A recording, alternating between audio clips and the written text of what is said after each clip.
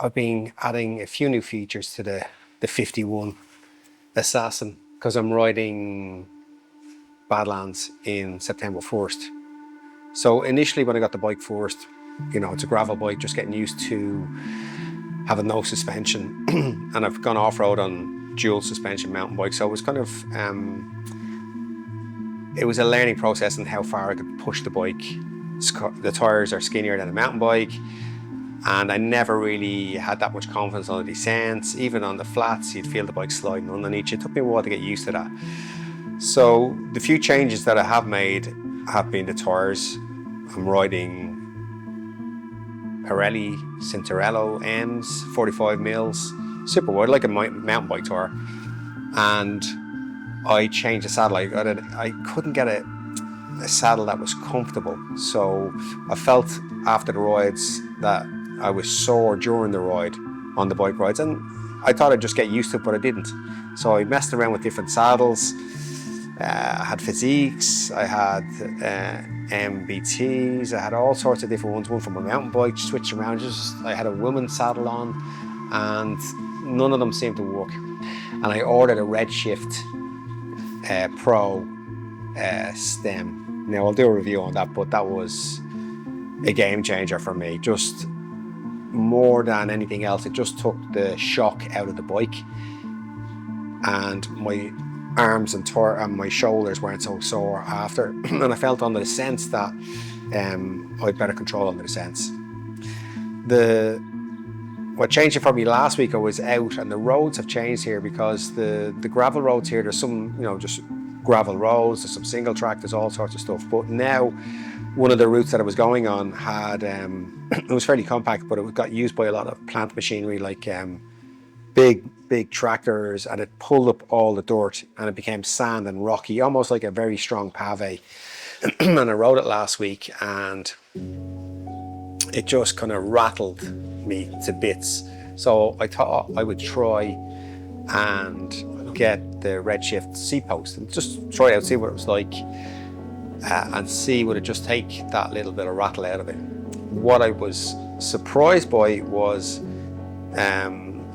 the other feature that it has, which is, it reminds me of a Allsop. I used to race in the 90s, and I had an Allsop bike. It was like a smaller frame, so you had this kind of like carbon fiber post that came out from the up by the stem, and then the saddle sat on it and it suspended it, and it would bounce up and down. But when you got on it first, what would happen would be you would have a bouncing effect. So you'd get on the bike, and because your pedal and stuff was suited to a normal thing, it would bounce up and down.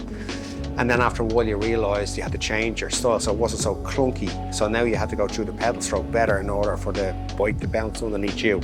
And I found straight off the bat, the Seatpost reminded me of that. So there's a new one out. I got the Endurance Pro, which has an elastomer and a spring. And on the road, it feels like I just have a normal Seatpost. But then when I go off-road, I noticed the bike floating underneath me. And when it got really chunky, like I went over that space that I went over last week, and when I was on a normal Seatpost, the bounces were so strong that it's lifted me off the seat. So it's almost like catapulting me off the seat. So there's these micro little bounces off the seat, so I'm not on the seat. Then I can't put the power down, and then the wheel is bouncing as well. And I found today I was able to keep my weight on, bike moved underneath me, I was able to go a lot faster and feel that the bike was stable, which was really the big thing. And also on descents, on long windy descents with bends, your centre of gravity is going to lower just because of the G-force as you go down. And this was the thing with the Allsop as well. And I felt more confident, and there was more weight, and it was almost like having a small dropper that comes down on the tire. So I felt like the bike was more stable. So for me, I got it for one thing, which was take the rattle out. But what surprised me is I could go faster, improve my pedal stroke, and be more efficient on the bike. And that's something I wasn't expecting. what's the downside of the thing? It's heavy. So, but for me, it's like about 440 grams. It's a bottle of water.